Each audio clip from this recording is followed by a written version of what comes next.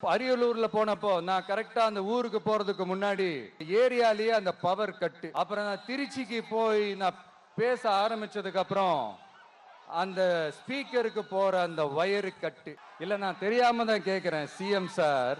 For example, இப்போ ஒரு RSS தலைவர் இங்க வராருன்னு வச்சுக்கோங்க, இல்ல நம்ம பிரதமர் மோடிஜி அவர்களோ இல்ல உள்துறை அமைச்சரோ இங்க வராருன்னு வச்சுக்கோங்க, இந்த மாதிரி கண்டிஷன்ஸ்லாம் போடுவீங்க, இந்த மாதிரி பவர் கட் பண்ணுவீங்க, இந்த மாதிரி வயர் கட் பண்ணுவீங்க.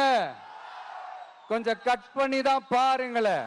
முடியாதுல, பேஸ்மெண்ட் அதிரும்ல.